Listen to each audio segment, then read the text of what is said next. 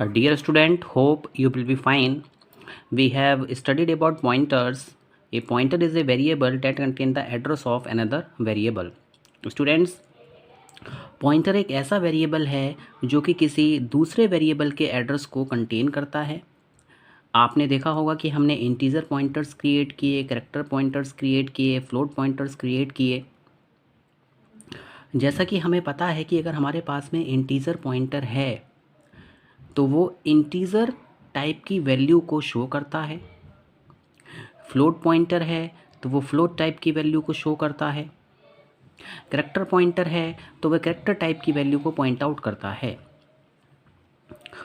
But ऐसा नहीं हो सकता है कि अगर मेरे पास में कोई इंटीजर पॉइंटर है तो वो फ्लोट वेरिएबल की वैल्यू को पॉइंट आउट करे, या फिर वो कैरेक्टर वेरिएबल की वैल्यू को पॉइंट आउट करे, और some other type of variables की वैल्यू को पॉइंट आउट करे। It can point to only integer type variable. वो केवल और केवल इंटीजर टाइप वेरिएबल को पॉइंट आउट कर सकता है। स्टूडेंट्स, इस प्रॉब्लम को दूर करने के लिए हम वॉइड पॉइंटर्स का यूज़ करते हैं। A pointer to void means, अगर हम किसी ऐसे पॉइंटर की बात करेंगे जो कि वॉइड टाइप का है तो हम कह सकते हैं वो एक जेनरिक पॉइंटर है जो कि किसी भी तरीके के डेटा टाइप को पॉइंट आउट कर सकता है। A pointer to void means a generic pointer that can point to any data type. ये ऐसा एक जेनरिक पॉइंटर होता है जो कि किसी भी टाइप के डेटा टाइप को पॉइंट आउट कर सकता है। यहाँ पर we can assign the address of any data type to void pointer. हाँ, वॉइड पॉइंटर को किसी भी तरीके के डेटा टाइप के एड्रेस को असाइन कर सकते हैं। And a void pointer can be assign to any type of pointer without performing any explicit type casting. और जो हमारा void पॉइंटर होता है उसको भी हम किसी भी तरीके के पॉइंटर को असाइन कर सकते हैं विदाउट टाइप कास्टिंग। मीन्स चाहे हमारे पास में इंटीजर पॉइंटर हो, चाहे हमारे पास में कैरेक्टर पॉइंटर हो, चाहे हमारे पास में फ्लोट पॉइंटर हो, इन सारे पॉइंटर्स को वॉइड पॉइंटर कंटेन कर सकता है। और वॉइड पॉइंटर को भी हम इन पॉइंटर्स के लिए असाइन कर सकते हैं। स्टूडेंट्स, अगर आप वॉइड पॉइंटर क्रिएट करना चाहते हैं तो आपको ये सिंटेक्स दिया हुआ है, वॉइड एस्ट्रिक पॉइंटर नेम, और यहाँ पे हमने, तो ये क्या है, हमारा वॉइड टाइप का पॉइंटर है।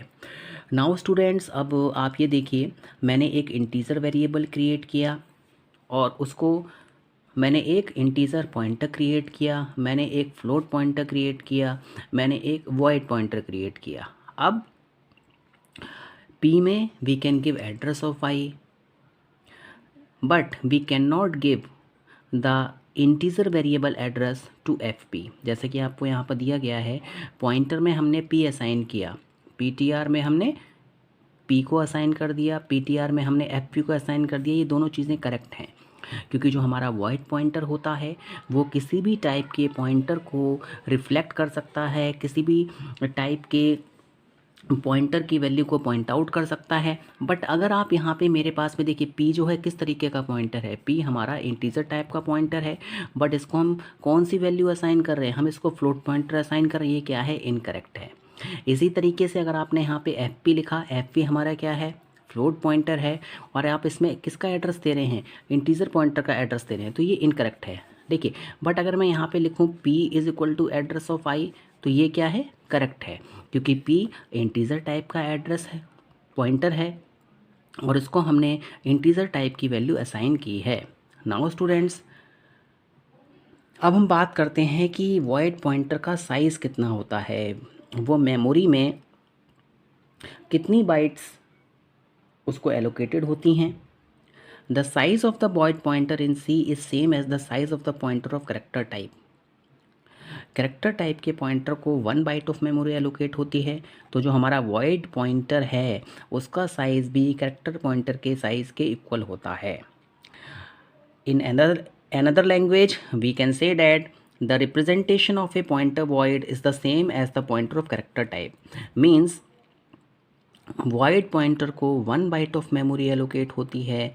आपको पता है कि हमारे पास में कैरेक्टर टाइप का पॉइंटर है, उसके लिए हम 1 बाइट ऑफ मेमोरी एलोकेट करेंगे, तो जो हमारा वॉइड पॉइंटर है उसके लिए भी 1 बाइट ऑफ मेमोरी एलोकेशन होगा। आपको इसका सिंटेक्स ध्यान में रखना है। आगे आपको वॉइड मेंशन करना है, फिर आपको एस्टेरिक ऑपरेटर यूज़ करना है, फिर आपको पॉइंटर नेम यूज़ करना है। और जो हमारा वॉइड पॉइंटर आप क्रिएट करेंगे, इसमें आप इंटीजर टाइप के पॉइंटर को भी असाइन कर सकते हैं, फ्लोट टाइप के पॉइंटर को भी असाइन कर सकते हैं। स्टूडेंट्स, सबसे पहले हमने मेन फंक्शन की डेफिनेशन लिखी।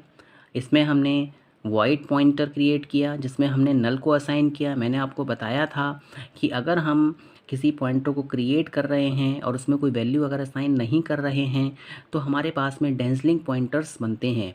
ये ऐसे पॉइंटर्स होते हैं जिसमें कि हमारे पास में किसी भी तरीके की कोई वैल्यू आ सकती है, मेमोरी लोकेशन का एड्रेस आ सकता है, और आप कह सकते हैं कि मेमोरी फ्री नहीं होती है। तो इसलिए हमने क्या किया, ये एक गुड प्रैक्टिस है प्रोग्रामिंग में कि आप जब भी कोई पॉइंटर क्रिएट करें तो उसको आप पहले नल वैल्यू असाइन कर दें, बाद में जो भी मॉडिफिकेशंस हैं वो आप कर सकते हैं। तो हमने सबसे पहले एक वॉइड पॉइंटर क्रिएट किया, इसके बाद में हमने एक इंटीजर पॉइंटर क्रिएट किया, फिर हमने एक कैरेक्टर पॉइंटर क्रिएट किया, फिर हमने एक फ्लोट पॉइंटर क्रिएट किया। तो सबसे पहले हम यहाँ पर देखेंगे कि हम साइज़ किस तरीके से यहाँ पे शो करेंगे। मैंने आपको बताया कि जो हमारा वॉइड पॉइंटर होता है उसका साइज़ कैरेक्टर पॉइंटर के इक्वल होता है। तो हम यहाँ पे size of void pointer, size of PTR, आपने यहाँ पे पीटीआर लिखा। आपको पता है कि जो हमारा साइज़ ऑफ ऑपरेटर होता है उस साइज़ ऑफ ऑपरेटर की हेल्प से हम किसी भी वेरिएबल, किसी भी स्ट्रक्चर, यूनियन या एरे के साइज़ को पता लगा सकते हैं कि उसके लिए कितनी मेमोरी दी गई है। इसी तरीके से स्टूडेंट्स हम यहाँ पे इंटीजर पॉइंटर को क्रिएट करेंगे। इंटीजर पॉइंटर के साइज़ को आपने यहाँ पर मेंशन किया, आपने कैरेक्टर पॉइंटर के साइज़ को यहाँ पे शो किया, आपने यहाँ पे फ्लोट पॉइंटर के साइज़ को यहाँ पे शो किया। तो आप इस तरीके से जितने भी आप यहाँ पे पॉइंटर क्रिएट कर रहे हैं उन सब के साइज़ को यहाँ पर प्रिंट करा सकते हैं। और स्टूडेंट्स, जैसा कि मैंने आपको बताया कि जो हमारा वॉइड पॉइंटर होता है वो किसी भी टाइप के पॉइंटर को कंटेन कर सकता है। It means we can say that ptr is equal to p, ptr is equal to cp that is character pointer, ptr is equal to fp। Means यहाँ पर हम किसी भी टाइप के पॉइंटर की वैल्यू को पॉइंट करा सकते हैं with the help of void pointer. Students देखिए, वॉइड पॉइंटर के बहुत सारे एडवांटेजेस भी होते हैं। तो सबसे पहले हम इनके जो मेन एडवांटेजेस हैं उनकी बात करेंगे। देखिए स्टूडेंट्स, आपने डायनेमिक मेमोरी एलोकेशन के बारे में स्टडी किया था कि हम सी लैंग्वेज में दो तरीके से मेमोरी का एलोकेशन करते हैं। एक हमारा स्टैटिक एलोकेशन होता है, एक हमारा डायनेमिक एलोकेशन होता है। स्टैटिक एलोकेशन जो होता है वो आपका कंपाइलेशन टाइम पर होता है, और जो हमारा डायनेमिक एलोकेशन होता है वो रन टाइम पर होता है। डायनेमिक एलोकेशन करने के लिए आपके पास में बहुत सारे फंक्शंस दिए गए हैं, जैसे कि मेरे पास में मैलक फंक्शन होता है, कैलक फंक्शन होता है, रीएलक फंक्शन होता है, मेमोरी को फ्री करने के लिए फ्री पॉइंटर होता है। तो आप इन फंक्शंस की हेल्प से डायनेमिक मेमोरी एलोकेशन करते हैं। मैलक फंक्शन की बात करें या फिर हम कैलक फंक्शन की बात करें तो ये जितने भी फंक्शंस हैं ये आपको एक वॉइड पॉइंटर रिटर्न करके देते हैं। मींस एक ऐसा पॉइंटर जो कि किसी भी टाइप के पॉइंटर को शो कर सकता है। स्टूडेंट्स, तो सबसे पहले हम एडवांटेज ऑफ वॉइड पॉइंटर्स देखते हैं। पॉइंट नंबर 1, द मैलक एंड कैलक function return the void pointer, so these functions can be used to allocate the memory of any data type। मैलक और कैलक फंक्शन आपको वॉइड पॉइंटर रिटर्न करके देखते हैं।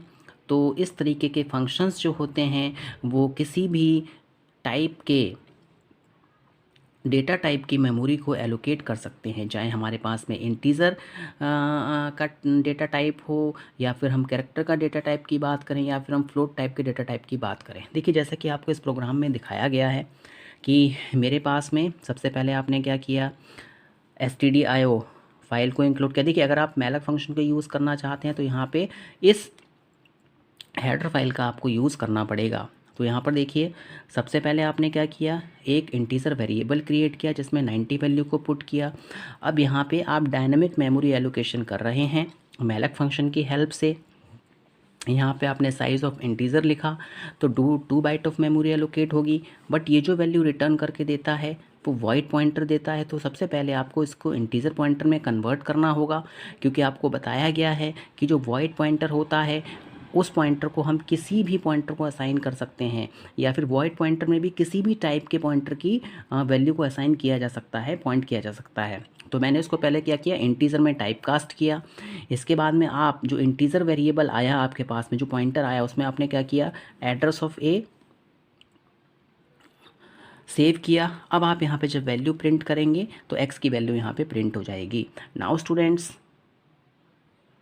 तो आपको ये बात ध्यान में रखनी है कि मैलक फंक्शन, कैलक फंक्शन, रीएलक फंक्शन ऐसे फंक्शंस होते हैं जो कि वॉइड पॉइंटर को रिटर्न करते हैं, और ऐसे फंक्शंस की हेल्प से हम किसी भी डेटा टाइप के लिए जो मेमोरी एलोकेट होती है वो हम डायनेमिकली एलोकेट कर सकते हैं।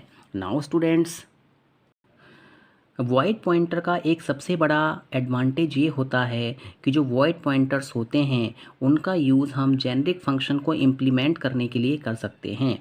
देखिए, जेनरिक फंक्शंस ऐसे फंक्शंस होते हैं जो कि किसी भी टाइप के फंक्शंस को रिफ्लेक्ट कर सकते हैं। मीन्स आप कह सकते हैं कि अगर आप किसी फंक्शन को पॉइंटर बनाना चाहते हैं, फंक्शन पॉइंटर बनाना चाहते हैं, तो आप वॉइड पॉइंटर्स का यूज़ करेंगे।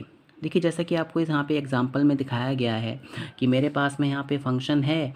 इस फंक्शन को मैंने क्या किया, एक पॉइंटर फंक्शन बना दिया। मीन्स यहाँ से एक इंटीजर पॉइंटर फंक्शन रिटर्न होगा। देखिए, एक चीज़ और आपको यहाँ पे ध्यान में रखनी है कि जो भी आप ये फंक्शंस बनाते हैं ये आपके टाइपलेस फंक्शंस होते हैं, इनका कोई टाइप नहीं होता है। मीन्स ये वॉइड हैं। आप जिस तरीके का पॉइंटर यहाँ पे शो करेंगे, आप इंटीजर शो करेंगे तो ये इंटीजर पॉइंटर बन जाएंगे। आप यहाँ पे कैरेक्टर शो करेंगे तो ये कैरेक्टर पॉइंटर बन जाएंगे। आप यहाँ पे फ्लोट शो करेंगे तो ये फ्लोट पॉइंटर बन जाएंगे। सेकंड, यहाँ पे आपने यहाँ पे वॉइड शो किया है तो any type of parameter can take, ये ऐसे फंक्शंस होते हैं जो कि किसी भी टाइप के पैरामीटर को कंटेन कर सकते हैं। तो स्टूडेंट्स, वॉइड पॉइंटर्स ऐसे पॉइंटर्स होते हैं जो कि किसी भी टाइप के पॉइंटर को कंटेन कर सकते हैं। Hope you have understood this lecture. Thank you very much.